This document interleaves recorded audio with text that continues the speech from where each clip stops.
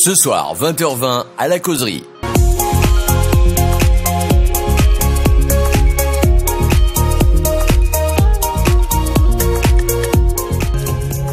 Bonsoir et bienvenue, nous sommes mercredi, jour des enfants, et vous êtes gâtés, pourquoi? Parce qu'on va parler de perversion narcissique. Je vais commencer un petit peu pour parler de mythologie, parce que comme ça ce sera fait. Une fois que c'est fait, comme on dit, c'est plus à faire. Alors, qui est Narcisse? En fait, à sa naissance, sa mère a appris qu'il vivrait longtemps, pourvu qu'il ne vit jamais son propre visage. Cependant, arrivé à l'âge adulte, il s'attire la colère des dieux en repoussant l'amour de la nymphe Écho. Poussé par la soif, Narcisse surprit son reflet dans l'eau d'une source et tomba amoureux. Dites donc, tout un programme. On est avec Catherine Macaire. Bonsoir Catherine. Bonsoir. Comment vas-tu? Bien, je vais très bien, merci. Bon, alors, c'est vrai que ça intéresse beaucoup de personnes, cette histoire de perversion narcissique. Oui. Moi, j'aimerais parler de ceci le temps que... Voilà, non, c'est pas ça, c'est que j'ai un problème Yapla, voilà, on est là-dessus. Donc, en fait, ça c'est apparu dans les années 80, cette histoire de pervers narcissique. Avant, ça n'existait pas. C'est-à-dire que ce n'était pas défini comme perversion narcissique, c'est-à-dire tel qu'on l'entend. Il y a soit une personnalité narcissique, soit une personnalité perverse. Et on a, en 1980, on a associé les deux pour définir en fait un profil de personnalité avec des caractéristiques particulières. Et là, on parle de Paul-Claude Racamier qui associe justement les deux pathologies distinctes, le narcissisme, qui est l'intérêt excessif de soi, et la perversion qui consiste à utiliser l'autre à ses propres fins. Mais ça, c'est quelque chose d'assez dingue en fait quand on y pense. Oui, alors et donc il y a deux mots, il y a perversion, pervers et narcissique. La perversion telle que c'est décrit en fait donc dans le DSM-5 qui est un manuel qui est des références de toutes les maladies psychiatriques parce que c'est une maladie psychotique, la perversion narcissique. Ça n'est pas un trait de caractère. Donc la perversion telle qu'on l'entend dans ce mot, c'est une personne qui aime accomplir des actes immoraux, malveillants et malsains. Et puis d'un autre côté, il y a le narcissisme, donc ce sont des personnes en fait qui utilisent ces moyens pour assouvir leurs propres émotions. Et on a remarqué que ces personnes en fait sont détachées complètement de l'air émotionnel et n'ont pas d'empathie vis-à-vis des autres. Donc c'est une pathologie qui fait partie des pathologies des troubles de la personnalité comme les psychopathes. Donc c'est carrément. Moins de 10% de la population, même on est bien en dessous, on va dire en dessous de 5%. Bon, alors déjà sur Facebook, on vous dit bonsoir. Donc on va faire un petit peu le tour. Mais bonsoir à Régine, à Luna, à Dimitri, et puis à Odile et à tous ceux qui sont là avec nous. Merci de nous suivre. Moi, j'ai eu plusieurs questions. Et la première qui revient tout le temps, c'est: un pervers narcissique peut-il être dangereux pour son entourage? Oui, bien sûr. C'est quelqu'un qui peut avoir des comportements extrêmes, violents, verbal ou physiques. La perversion narcissique souvent est associée à des pulsions. Donc ce sont des personnes qui ne supportent pas la frustration et donc qui sont amenées en cas de frustration ou d'opposition à avoir des comportements extrêmement dangereux contre les autres. Rarement elles se le retournent contre eux-mêmes. Comment je sais que je suis pervers narcissique, pardon Catherine? Comment je sais que je suis pervers narcissique? Parce que peut-être que je pense que ma compagne ou mon compagnon est pervers narcissique parce qu'il m'en fait voir de toutes les couleurs. C'est pas ça. La perversion narcissique est un trait de caractère, une pathologie qui est vraiment particulière. C'est-à-dire que ça n'est pas un trait de caractère où on va identifier quelqu'un qui va être manipulateur et qui va avoir des pulsions et de l'agressivité vis-à-vis des autres. Là, c'est autre chose. C'est quelqu'un qui va être persuadé que sa manière de penser, c'est une loi qui est au-dessus de tous les autres. D'ailleurs, ce sont des gens qui sont dans le défi.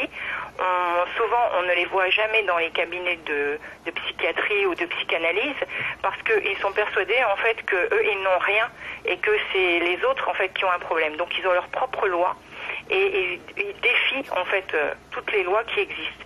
Donc ce sont des gens qui ont l'art des mots. Ce sont des gens qui savent manipuler les mots. Souvent, ils ont une communication qui est paradoxale, c'est-à-dire qu'ils peuvent dire tout et son contraire dans une même phrase. Ce sont des gens qui n'écoutent pas les autres, c'est-à-dire qu'ils sont capables de faire des monologues pendant 1 heure, 2 heures, n'écoutent jamais en fait leur interlocuteur. Ça me rappelle quelqu'un. Ils ont toujours une proie, c'est-à-dire leur victime, peu importe qui elle est, et ils sont dénués de toute empathie, c'est-à-dire que vous pouvez crier, pleurer, jamais ils ne vont admettre en fait qu'il y a un problème, et c'est souvent en fait dans le regard qu'on voit qu'il y a un problème. Cette personne est comme absente. Ouais. Là, je crois. Oui, non, il y avait un souci de ligne. Je sais pas, je pense que tu étais un peu loin de ta base.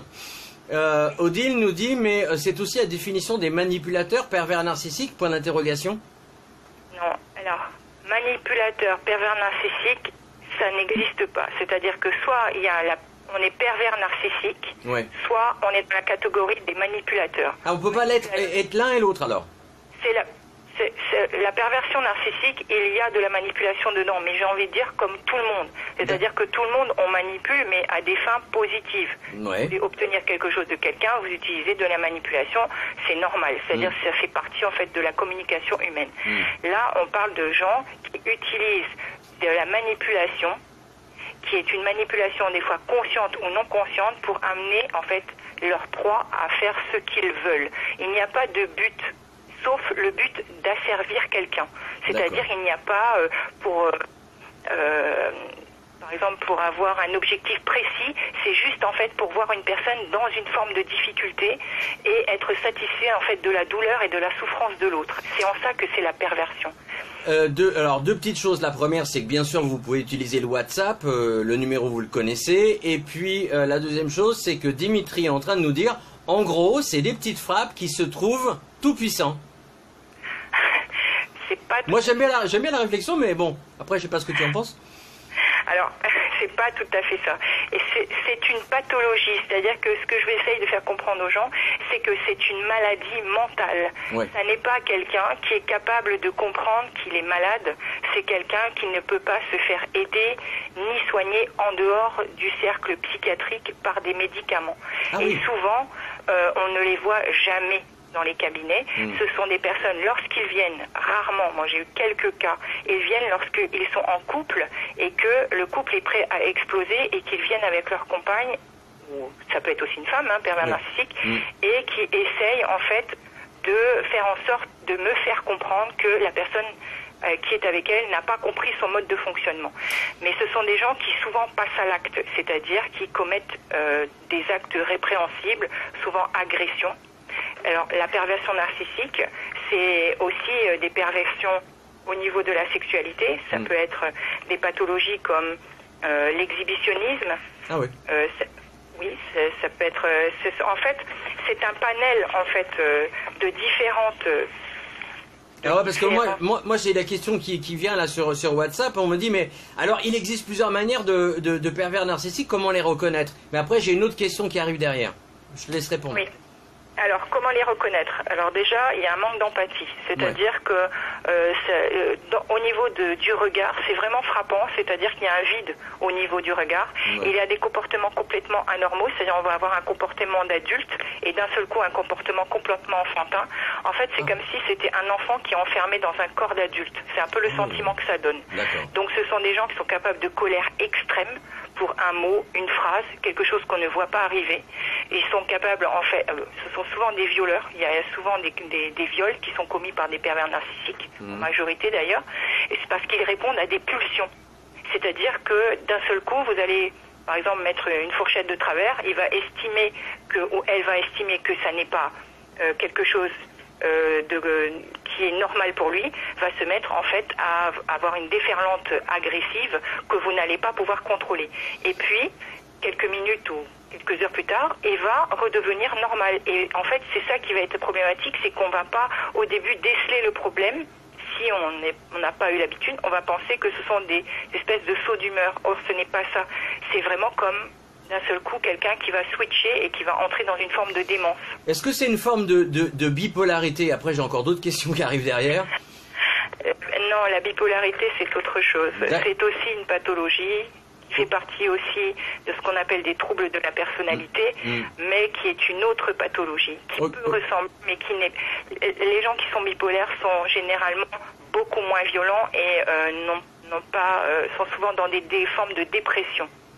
Est-ce qu'il faut lui dire qu'il souffre de perversion narcissique? C'est la question de Dimitri, pardon. Vous pouvez leur dire, mais c'est rare. Ça sert à rien. C'est que vous pouvez expliquer, mais pour eux, ils sont dans leur vérité. C'est comme s'ils sont enfermés dans leur univers et ils ne comprennent pas ce que vous êtes en train de dire. Parce que pour eux, vous dites n'importe quoi et eux, ils ont une vérité qui est la leur. Il y a une autre question. Est-ce que le quotient intellectuel d'un pervers narcissique est supérieur à la moyenne? Pas forcément, non. Pas forcément? Non, il n'y a pas d'études en fait sur ce sujet, non, pas forcément. Ben, Ce sont des gens qui savent très bien en fait utiliser l'autre comme une arme, c'est-à-dire que ce que vous allez dire, ils vont l'intégrer, ils vont avoir une forme d'intelligence à réussir à écouter avec attention ce que vous dites et à comprendre vos points faibles et à se servir de vos points faibles pour les retourner contre vous. Question de Odile, est-ce que les manipulateurs perverses, cela existe? C'est un pervers est un manipulateur par définition. Bon bah merci, Et c'était voilà. Non, c'est une question d'Odile, voilà. Oui. Où on en était? Eh ben oui. Alors donc ils ont pas un QI supérieur à la moyenne? Je sais pas, puisque ils mettent tout en œuvre. Si j'ai bien compris ce que tu me dis, hein, ils mettent tout en œuvre pour déjà obtenir ce qu'ils veulent. Et c'est beaucoup par l'observation, mais ça c'est répandu qu'ils sont plus intelligents que la moyenne. Ouais. Non, c'est pas forcément ça. C'est pas forcément. Ils choisissent leur proie. Ouais. Il va être plutôt des gens que souvent les manipulateurs, les pervers narcissiques choisissent des proies, enfin des personnes qui sont beaucoup plus jeunes qu'eux par exemple, ou qui sont dans une position de faiblesse. Vont souvent aller vers des gens qui sont dans une forme de dépression, donc ils vont avoir un côté au début sauveur. Ouais. Et puis qui tout de suite, alors ce sont des gens qui sont asociaux, c'est-à-dire qu'on ne les retrouve pas dans des environnements, par exemple des gens qui vont aller à des fêtes, des gens qui vont sortir en boîte de nuit, c'est extrêmement rare. Ce sont des gens qui ont très peur des autres en fait, qui vivent dans un univers clos. Question C'est pour ça qu'on n'arrive pas à les déceler en fait. Question WhatsApp qui me fait un peu sourire. Est-ce qu'ils ont des complices?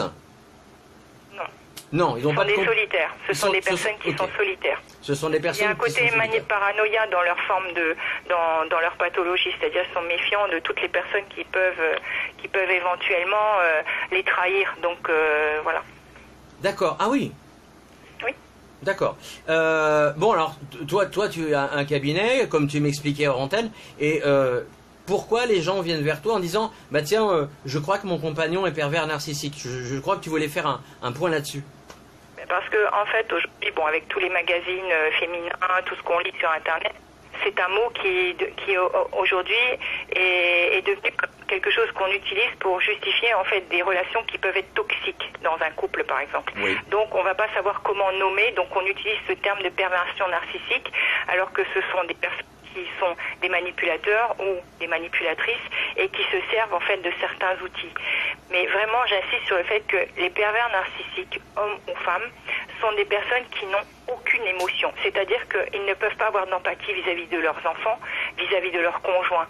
Ce sont des personnes qui ne ressentent pas les choses. Vous ne pouvez pas les faire plier.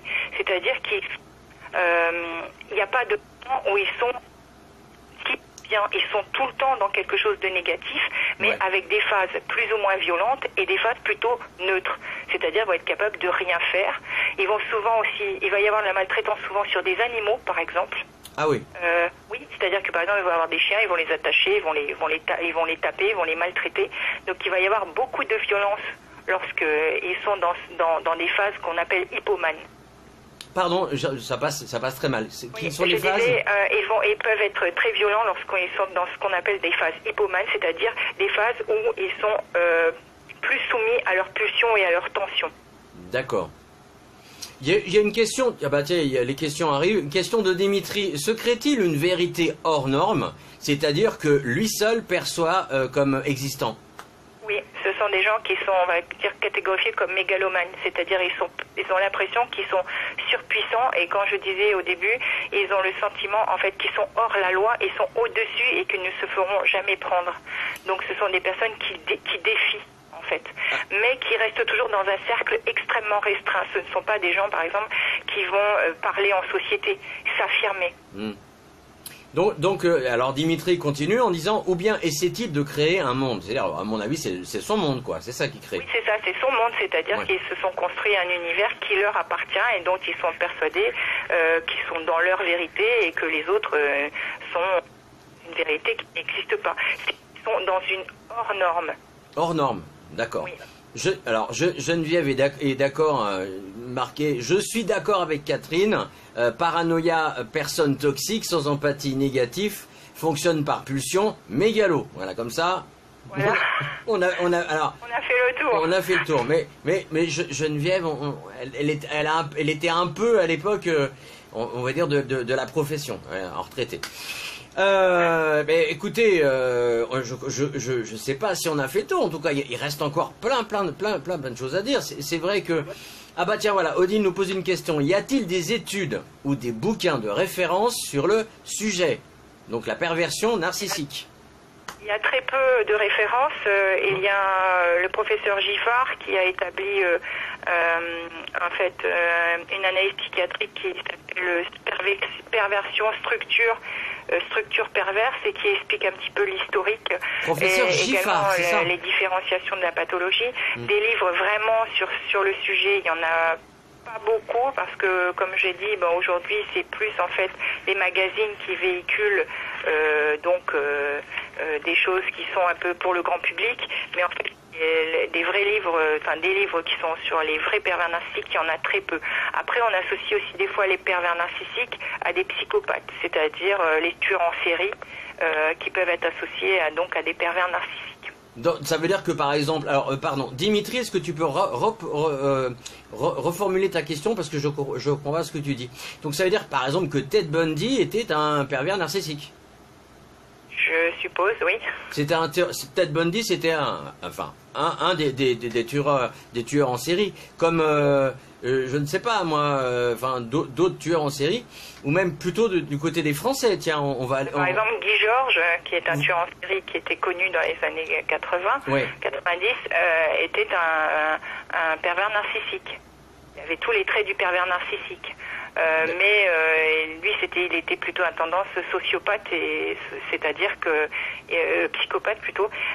C'était quelqu'un en fait qui cherchait ses proies juste uniquement pour les tuer. La perversion narcissique, on va dire la plus commune, c'est en fait d'essayer d'avoir un objet. Donc l'objet, c'est l'autre, la personne qui est en face, et d'en faire ce que l'on veut, c'est-à-dire la faire obéir. Ce qu'il faut comprendre, c'est quelqu'un qui est pervers narcissique ne voit pas l'autre comme une personne, mais comme un objet, et un objet qu'il peut manipuler à sa guise.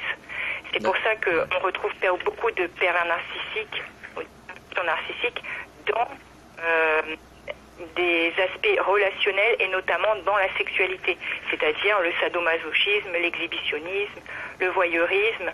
Ce sont tous des dérivés en fait de la perversion narcissique. C'est-à-dire la personne va s'admirer, va se contempler dans l'acte qu'elle commet de soumettre l'autre à sa loi. Alors dans beaucoup de violence. Ok. Pour les références, donc c'est Giffard, J-I-2-F-A-R. Oui. Merci Geneviève. Du coup, elle connaît ses classiques. Oui. Régine nous pose la question. Les pervers ont-ils deux personnalités, une en public et une en privé? Oui, mais elle reste quand même relativement limitée. Par exemple, j'ai le cas de quelqu'un qui est pervers narcissique, qui a une vie normale, on va dire, qui a un travail très cadré. En général, ce sont des personnes qui sont assez rigides, c'est-à-dire sont toujours à l'heure, sont sont des personnalités qui ne se font pas remarquer et qui, dans sa vie privée, en fait, est un manipulateur pervers qui va emmener la personne avec qui il vit, en fait, à lui faire la faire souffrir et commettre des actes quand même qui sont à la limite de la barbarie, par exemple. Donc ça veut dire qu'en fait, en privé, on se lâche à donf, mais quand on est en public, on se tient bien, quoi. Oui, c'est-à-dire qu'il y a une façade. Mais souvent, avec le temps, par exemple, les gens qui travaillent dans le même endroit longtemps, l'entourage commence à soupçonner qu'il y a un problème par rapport à la rigidité, par rapport à certaines réactions. Par exemple, lorsqu'il travaille avec des collègues, il se peut que sur le long terme, certaines attitudes du collègue, et on va voir apparaître des comportements en fait qui sont excessifs. Et c'est là que, mais ils arrivent quand même à se contenir en général, mais ne tiennent pas des emplois non plus très longtemps. Et ils changent beaucoup en fait. Ah d'accord, donc en fait ils sont même instables au niveau du travail. Oui. Dimitri nous dit, quelqu'un peut-il avoir plusieurs maladies en même temps et après il dit, je crois que j'ai une pathologie qui n'existe pas encore. Je ne sais pas ce que tu... On peut souffrir de plusieurs pathologies, oui c'est vrai. Maintenant, ce sont les psychiatres qui établissent. Ce n'est pas des psychologues ou des psychothérapeutes qui pouvons établir ce type de diagnostic. Est-ce qu'on peut s'auto-analyser, ce genre de personnes, c'est que c'est un psychiatre qui m'a envoyé ces personnes. Oui. Moi, je ne suis pas habilitée. Il faut être médecin psychiatre pour pouvoir établir un diagnostic franc. Moi, je peux avoir une idée parce que j'ai de l'expérience ou mes collègues ont des expériences, mais on ne peut pas établir un diagnostic. Ça, c'est bien de le préciser justement. Ouais. Ce sont des psychiatres qui établissent des diagnostics et souvent il faut beaucoup de séances pour établir un diagnostic qui soit vraiment sérieux et qui soit étoffé. Il ne s'agit pas de dire oui, voilà mon conjoint, il me ment, il me maltraite, il me met des claques et ça veut dire qu'il est pervers narcissique. Non, c'est pas ça. C'est autre chose. C'est une pathologie qui répond à beaucoup de critères et qui sont codifiés dans j'ai dit tout à l'heure, donc il s'appelle le DSM-5 ou le DSM-4. Qui est DSM-5 ou DSM-4. Oui, et qui est le diagnostic des statistiques mentaux, des troubles mentaux. D'accord. Donc c'est un livre qui fait 1200 pages et qui répertorie toutes les maladies psychotiques avec toutes les caractéristiques qui existent. Je pense que ça, on peut l'avoir en magasin spécialisé, si vraiment on veut l'avoir. Enfin bon. C'est très technique et est-ce que vraiment ça va servir? C'est comme le Vidal qui risque d'avoir peur en le lisant et se trouver toutes les maladies. D'accord. Odile nous dit, chaque psychiatre a-t-il la même définition? Car j'ai bien entendu plusieurs de vos confrères parler de manipulateurs pervers narcissiques et vous dites que cela n'existe pas. Non, il n'y a pas plusieurs définitions. Ce que je dis, c'est que pervers narcissique, par définition, c'est un manipulateur. Donc coller le mot manipulateur, ça sert à rien. D'accord. Si vous dites manipulateur pervers narcissique, c'est comme si vous répétez le mot deux fois. Donc c'est pas la même chose. La manipulation fait partie de la pathologie pervers narcissique. Question de Fabrice. Les pervers narcissiques peuvent-ils réussir et occupent-ils parfois de hautes fonctions? Ça, c'est intéressant comme question. Merci Fabrice. Je n'en ai pas connaissance, mais peut-être. Mais je pense pas que ça puisse n'en tenir longtemps. C'est vrai que c'est. Il doit sûrement y en avoir il doit sûrement y en avoir dans le monde, mais ma connaissance, moi, je n'en ai jamais vu, moi. Bon, est-ce que Fabrice, tu penserais pas à notre président? Je sais pas. Je pose la question. Tant qu'à faire. Mais bon, c'est vrai, c'est une question qu'on pourrait se poser. Est-ce que des hautes fonctions peuvent être compatibles avec la perversion narcissique? Non, je ne pense pas. Bon. Parce que les troubles s'accentuent, c'est-à-dire que au début de l'âge adulte, les troubles sont, on va dire, un peu légers, et plus on avance dans le temps, plus les troubles s'accentuent, et plus les manifestations pathologiques apparaissent. Ouais. Donc, il va y avoir plus, c'est-à-dire au début, c'est modéré, et plus la personne avance, plus les frustrations augmentent et s'il n'est pas pris en charge, en général, les pulsions deviennent de plus en plus fortes jusqu'à accomplir donc des actes répréhensibles. Dimitri nous dit, est-ce que ça arrive qu'on accuse à tort? C'est-à-dire qu'on accuse à tort quelqu'un qui est pervers narcissique? À mon avis, c'est la question. Oui, oui, parce que, comme je dis, c'est quelque chose qui doit être diagnostiqué par un médecin psychiatre et qui répond à certains critères. Donc, on peut, des fois, par excès de langage, avoir quelqu'un qui va dire c'est un pervers narcissique, mais parce que la personne aura eu un comportement qui est inadéquat, mais ça ne veut pas dire que c'est quelqu'un qui est pervers narcissique. Tout à l'heure, tu as dit que c'était quelqu'un qui était capable de tenir des discours pendant des heures sans avoir aucune empathie. Mais est-ce que ils sont tous comme ça, ou parce que moi j'en connais qui peuvent tenir des discours pendant 2 heures et qui n'ont pas d'empathie, donc je finis par me dire mais est-ce que c'est un pervers narcissique? Alors, c'est pour un sujet particulier. Par exemple, c'est quelqu'un qui va vous allez par exemple commettre je sais pas, vous avez oublié de fermer la porte d'entrée par exemple, ouais. Et le pervers narcissique va se focaliser, parce que c'est aussi, comme c'est pulsionnel, c'est aussi obsessionnel, va se focaliser sur ce qui vient de se passer, et donc va faire la morale pendant 1 heure par exemple, sur la porte qui n'a pas été fermée, et pourquoi, et les conséquences, etc. Et vous n'allez jamais pouvoir répondre. Mais alors pourtant, les gens qui sont diagnostiqués autistes aussi, ils le font ça, mais ils sont pas pervers narcissiques pour autant. Ils font quoi? Pour reposer plusieurs fois la question, ils ont forcément, certains ont des tocs, hein, et qui vont dire ouais mais la porte elle est pas fermée, ouais mais la porte elle est pas fermée. Et tant que la porte est pas fermée, eh bien ils vont continuer à en parler, il me semble, non? D'accord, là c'est pas ça. Là le pervers narcissique va élaborer tout un discours qui va être comme une dissertation sur le fait que vous n'avez pas fermé la porte et que vous êtes donc responsable de la situation, etc. et vont mettre la personne en fait à mal, c'est-à-dire pour un geste anodin qui n'a normalement aucune conséquence, vont en fait jouer de cet événement pour écraser la personne, que c'est une personne à une punition par. Catherine, ça passe mal par moment, il faut se rapprocher de la base. C'est bon?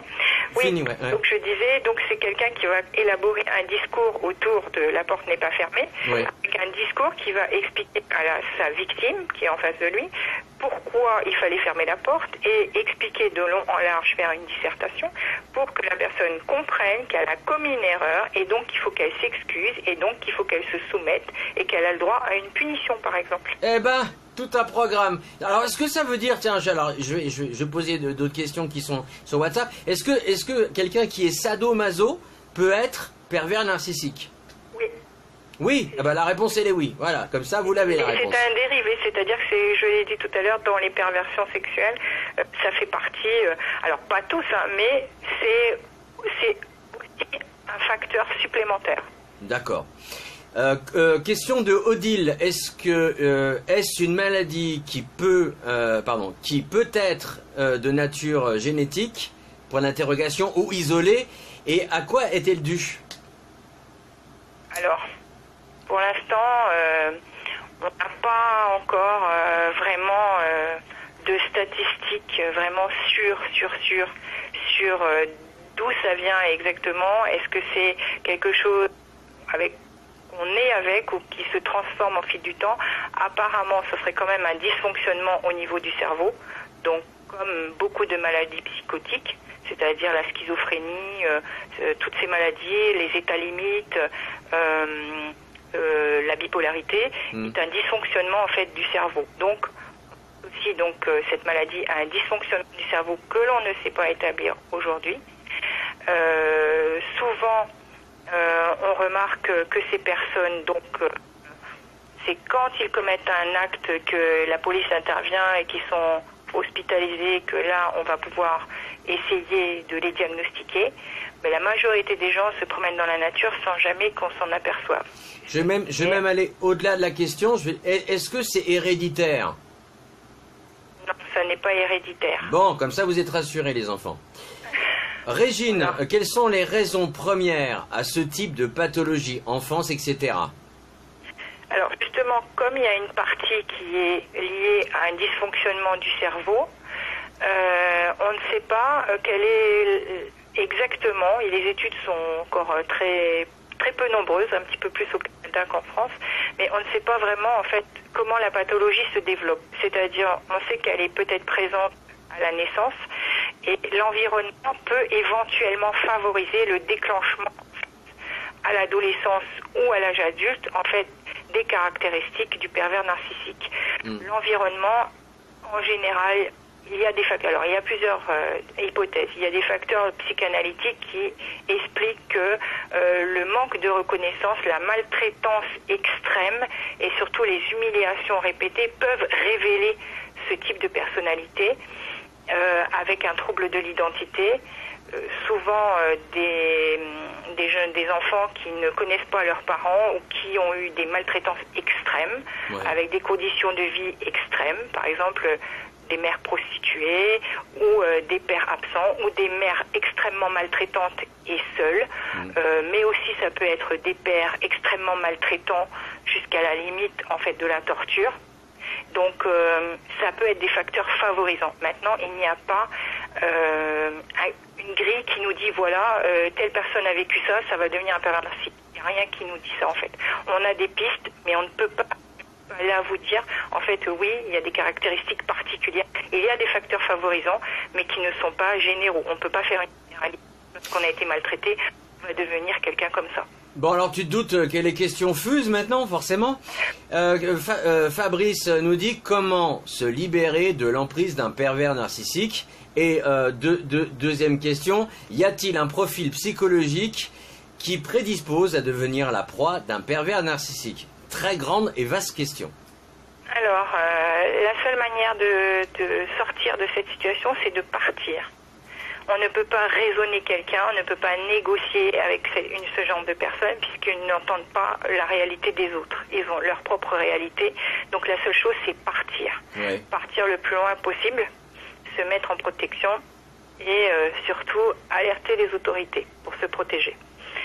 Ce sont des personnes qui n'ont pas de limite, c'est-à-dire que s'ils ont décidé que vous restez leur proie, si vous sortez et vous sortez de leur champ, ils peuvent continuer à venir vous harceler, par exemple. Ça, c'est des cas assez récents, assez fréquents. Ouais. Par contre, dans la question, est-ce qu'il y a un profil psychologique qui prédispose à devenir la proie d'un pervers narcissique?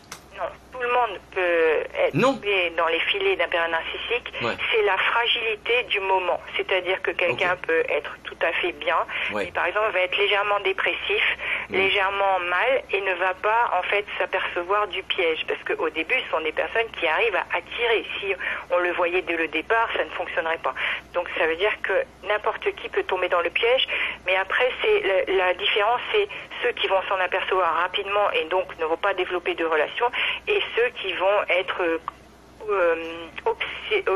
tomber dans les filets et devenir en fait un objet obsessionnel et ne pas arriver à sortir en fait de cette relation parce qu'ils vont se sentir en fait piégés et dominés par ce genre de personnes.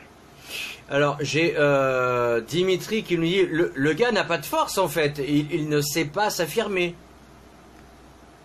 Alors ce que j'ai expliqué, c'est alors je sais pas trop ce qu'il veut dire par ce... Moi non plus, Dimitri,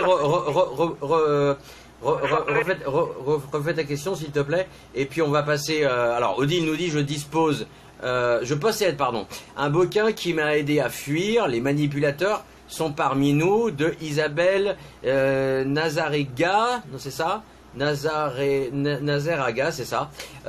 Qu'en pensez-vous?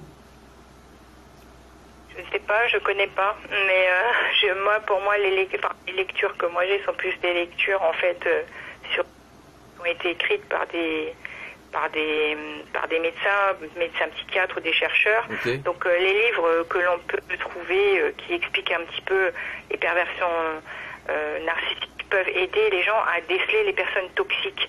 Maintenant, comme j'ai expliqué, un vrai pervers narcissique, une vraie perverse narcissique, c'est quand même extrêmement rare. C'est-à-dire qui est vraiment dénué de toute émotion, de toute empathie, c'est quelque chose qui est extrêmement rare. Mais est-ce que quelqu'un... Alors, je vais passer vite fait au témoignage. Non. Est-ce qu'on peut devenir, par exemple, est-ce que moi je peux devenir pervers narcissique du jour au lendemain sans m'en apercevoir? Est-ce que c'est possible? Non. D'accord. Ok, c'est un processus qui est long. Commence en général à se développer dans l'enfance, voire dans l'adolescence. On va avoir des enfants qui sont complètement insensibles, par exemple maltraitance des animaux, tout petits, extrêmes, des regards qu'on n'arrive pas à comprendre. C'est des enfants extrêmement froids, qui vont avoir des attitudes vraiment différentes des autres enfants, difficulté à s'intégrer avec les autres, antisociales, qui n'arrivent pas à jouer avec les autres, qui sont des enfants très taciturnes, solides. Il va y avoir dans l'enfant et ça va se développer petit à petit jusqu'à devenir en fait une perversion narcissique grave dans l'âge adulte, mais qui peut rester aussi juste stagnante. Bon, alors j'ai souri, je rigole parce que je devrais pas, mais j'ai reçu une image drôle. Alors je vais quand même vous la donner. C'est pour ça que ça m'a fait sourire. Alors on n'est pas bien là entre schizophrène, névrosé, dépressif, mythomane, manipulateur et pervers narcissique, hein? Bon, celle-là, je suis désolé, il faut que je la sorte. Je suis mort de rire. Bon, on va être un peu plus. Voilà, un peu moins drôle. J'ai un témoignage de Marie-Laure qui dit: j'ai vécu 3 ans avec un pervers narcissique, c'est l'erreur. Je suis parti parce que j'aurais laissé ma santé dans cette relation. Ils tissent leur toile autour de leur victime et après ils vous détruisent. Merci de ce témoignage.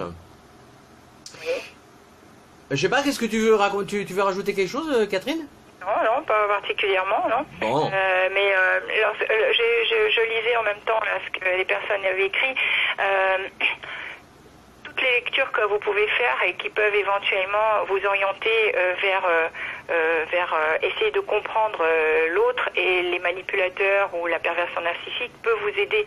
Mais il faut faire attention de ne pas stigmatiser les personnes ou d'en parler de manière trop rapide sans avoir un vrai diagnostic. C'est-à-dire avoir vraiment des éléments. Mais si on se sent mal avec quelqu'un qu'on identifie comme toxique pour soi-même et on se sent en danger, il faut faire appel à son ressenti et il faut essayer de sortir de la relation le plus rapidement possible. Donc tu vois Dimitri, en fait Catherine a répondu, on peut pas devenir comme ça pervers narcissique à ton âge. En plus, bon anniversaire Dimitri, c'est vrai, c'est ton anniversaire, je t'avais même pas souhaité. Enfin on dirait comme ça, comme c'est joyeux anniversaire. Bon, en tout cas, alors c'est le cas de ce bouquin écrit par une thérapeute, disait Odile. Bon, alors après le nom, je vais le retrouver là-haut. C'est Nazarea Aga, j'arrive pas à lire. Nazaraga, pardon. Isabelle Nazaraga. Par contre, je vais mettre à disposition sur le site. Il y a un psychiatre qui a réussi en fait à aider un pervers narcissique à sortir, à exprimer ce qu'il ressentait lorsqu'il manipulait ses victimes. Et cette personne a écrit une lettre. Oui. Donc le pervers narcissique a écrit une lettre à destination en fait de sa victime et il explique dans sa lettre comment il s'est servi de l'autre pour arriver à ses fins. Et c'est assez édifiant de lire ça. Donc je le mettrai à disposition sur le site. Bah, tu m'enverras le lien et moi je le mettrai et sur la chaîne YouTube et sur la page Facebook. Avec grand plaisir. Il n'y a pas de souci. Alors oui, donc Cody précis, c'était une québécoise. C'est pour ça que tu connais pas. Ah d'accord. Bah alors, c'est ça, hein. Bah peut-être, oui. Bon, les amis québécois, je vous salue bien bas aussi. Hein. Ouais. Fabrice nous dit que faire si je suis un pervers narcissique? Ça soigne? Alors, s'il est pervers narcissique, déjà, il peut pas le dire parce que les pervers narcissiques ne l'a comme c'est un dérivé de la paranoïa et les personnes paranoïaques et pervers narcissiques jamais n'admettent leur maladie. C'est-à-dire que pour eux, ils n'ont aucun problème. Donc quelqu'un qui vient me voir et qui dit je suis pervers narcissique, ça n'existe pas. C'est-à-dire les gens sont persuadés que ce sont les autres qui ont des problèmes, mais que eux n'ont aucun problème. Et que ce sont juste des gens incompris par le reste du monde et de la société. Bon, alors ça veut dire que tous ces, peut-être, je sais pas moi, tous ces théoristes du complot, est-ce qu'ils sont pervers narcissiques? La bonne question. Je pense qu'ils sont plutôt mégalos, mais peut-être pas. J'ai réussi à sécher Catherine. Ouah, je suis trop fort. Marie-Laure nous dit ouais, pervers narcissique, c'est malheureusement incurable. Non, ben voilà, parce que. Alors... Et Marie-Laure a raison. Oui, Marie-Laure, mais bien sûr, Marie-Laure a raison. C'est ça. Geneviève rajoute en disant ne peut reconnaître sa perversion. Oui, c'est ça. ça. Voilà. Il ne peut pas admettre en fait qu'il a un problème. Pour lui, il n'a aucun problème. Son comportement est tout à fait normal et ce sont les autres qui ont un problème et il justifie tous ses comportements. C'est-à-dire, il va systématiquement avoir un... Oh là, tu t'éloignes là. Non, pas du tout. Non, c'est parce que le son n'est pas bon. Ah d'accord. Je disais, le pervers narcissique va justifier tous ses actes. C'est-à-dire que tous les actes qu'il va commettre, en fait, il a une explication et pourquoi il se conduit comme ça. D'accord. Pourquoi il a mis une claque, pourquoi il a mis un coup de couteau, pourquoi il va toujours tout justifier. C'est-à-dire, il a toujours une bonne réponse et la réponse c'est « tu ne t'es pas conduit comme je t'ai demandé ». C'est-à-dire, c'est toujours l'autre qui a un problème, jamais lui. Donc en fait, c'est monsieur ou madame réponse à tout. Un peu. D'accord. Alors Fabrice nous rassure, il dit ça tombe bien, je vais très bien. Eh ben on est heureux pour toi que tu ailles très bien. Oui, alors j'aimerais aussi évoquer, je sais pas, peut-être que tu veux pas en parler, mais tout ce qui est terrorisme. Est-ce que alors, on va parler pardon d'Al-Qaïda ou de ces choses-là, de Ben Laden. Est-ce que ce sont ou pas des pervers narcissiques? Je sais pas, je l'ai pas eu en patient, mais je peux pas dire oui ou je peux pas dire non. C'est pas des personnes que j'ai connues. T'as pas une vague... personnes en fait okay.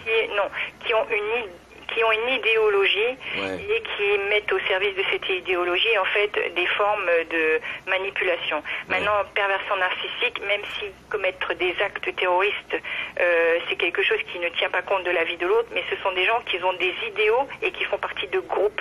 Un pervers narcissique ne fait pas partie d'un groupe en général, il agit en solitaire, il a sa propre loi et il n'agit pour aucune autre loi. Oh, j'avais une belle citation d'Oscar Wilde, malheureusement je l'ai un peu perdu. C'est pas parce que quelqu'un est mort en martyr pour une cause que ça servira sa cause. C'est quelque chose comme ça.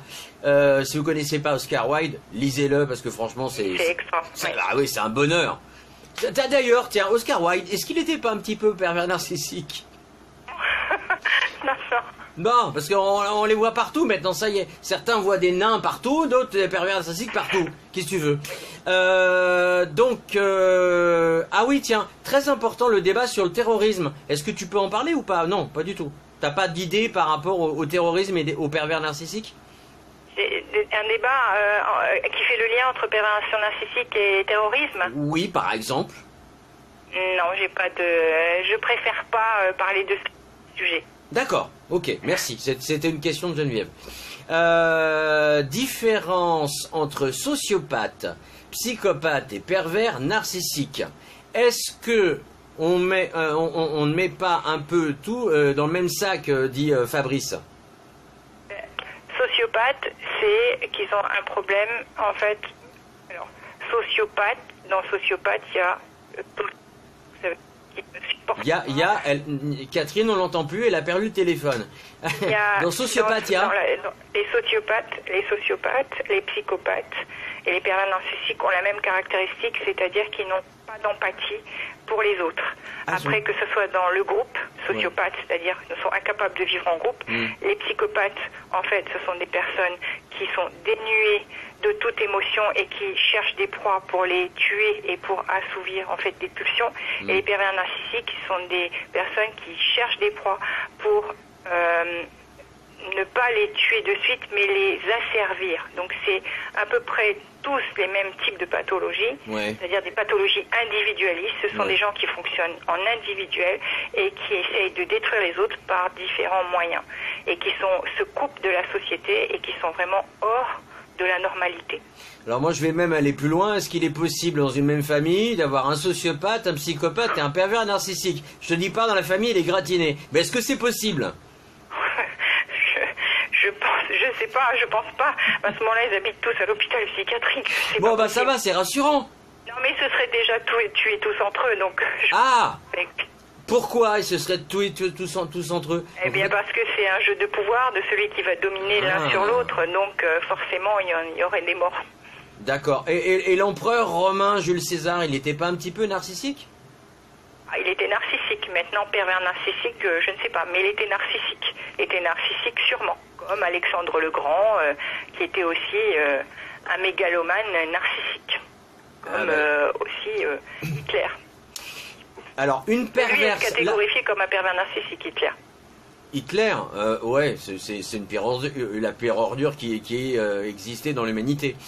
Mais ça, c'est ma façon de penser. Chacun pense ce qu'il veut. Une perverse... On peut penser que du bien, quand même. Oui, non, je pense pas du bien. Moi, Mein Kampf, c'est pas mon livre de chevet. Autre question d'Odile. Une perverse, là, on va passer du côté féminin. Oui. Narcissique, peut-elle tenir toute une famille durant des années avant qu'on s'en aperçoive? Ça peut durer très longtemps, oui. Ça peut durer quelques années. Ça peut durer des fois 5-10 ans. Ouais. La perversion narcissique, dans le manuel fait qui traite des pathologies, il est dit que c'est quand même 70% ce sont des hommes. Il y a quand même 30% de femmes. Il n'y a que 30% de femmes? Oui. D'accord, donc il n'y a pas de perverses narcissiques, il y a plus des pervers narcissiques. Il y a 30% de perverses narcissiques de femmes, mais la majorité ce sont des hommes. Donc qu'est-ce qui reste en face? Il reste 70%? Il y a 70% d'hommes qui sont pervers narcissiques dans la pathologie et 30% de femmes. Bon, ça c'est pour le 100%, en sachant qu'il y a à peu près, parce que les chiffres ils sont pas très clairs, à peu près 10%, ou même moins que ça d'ailleurs en France, enfin dans la population française. Tu disais quoi moins de ça. C'est-à-dire, par exemple, en France, il n'y a pas beaucoup de statistiques. Au Canada, par exemple, il y a des statistiques et ça représente à peu près 7% de la population totale. Aux États-Unis, un tout petit peu plus parce qu'il y a beaucoup plus de pathologies aux États-Unis, psychiatriques qu'ailleurs, et en Russie également, qu'en Europe, par exemple. En sachant que les États-Unis d'Amérique sont beaucoup plus vastes que la France. Voilà. Marie-Laure nous dit ce qui est dangereux, c'est qu'ils sont convaincus de tout ce qu'ils font et de la faute de l'autre. Oui, puisqu'ils vivent dans leur propre univers. C'est-à-dire, c'est comme s'ils vivent dans un pays qui est le leur et leur loi vaut pour toutes les lois.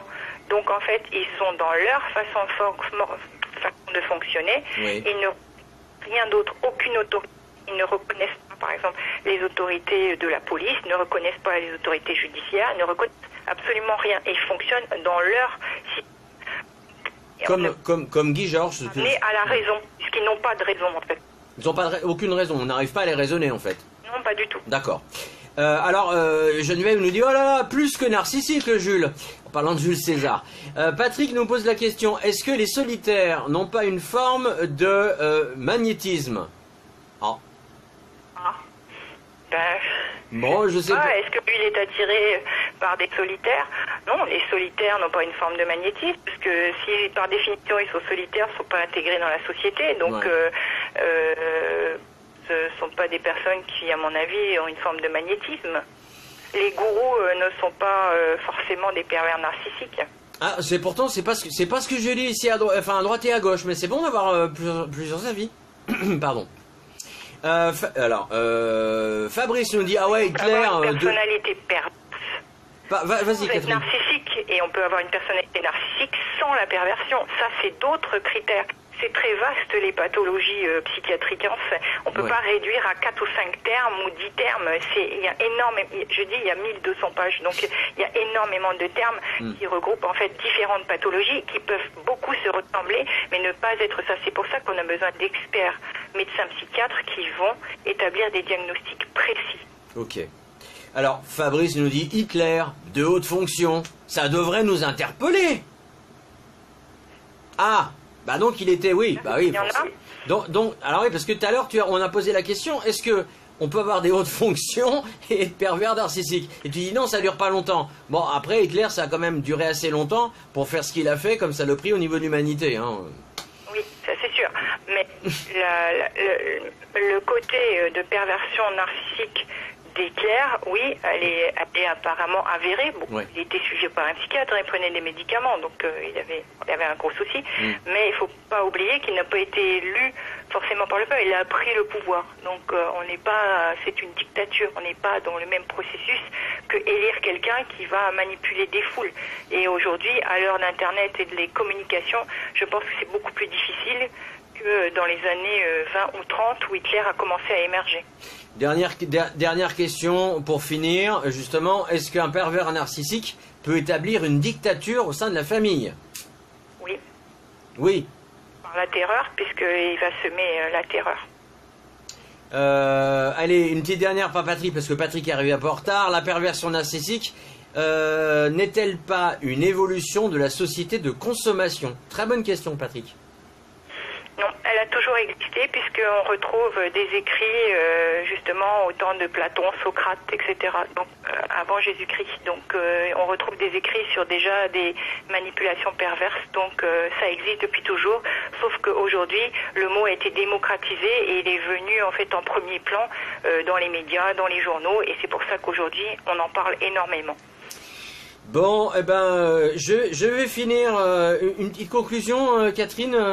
Comme maintenant, tu connais la causerie, tu sais comment ça se passe. Eh bien, la conclusion, c'est que je pense qu'il faut être en alerte, mais il ne faut pas dramatiser et voir de la perversion narcissique partout. Mais il faut éviter les personnes toxiques et ne pas essayer d'aller au-delà de ce qu'on est en capacité d'accepter. Donc ça rejoint l'émission de la semaine dernière sur les maltraitances. C'est-à-dire une seule claque et des mots qui ne vont pas, il vaut mieux s'en aller plutôt que de rester et d'essayer d'expérimenter quelque chose dans lequel on va pouvoir se perdre sûrement. Ok, ben merci. Moi, je vais terminer en disant, ben, je l'adore cette phrase. Alors, on n'est pas bien entre schizophrène, névrosé, dépressif, mythomane, manipulateur et pervers narcissique. Je vous embrasse, je vous dis à demain 20h20 pour une nouvelle émission, La Causerie des Amis. Ciao, ciao.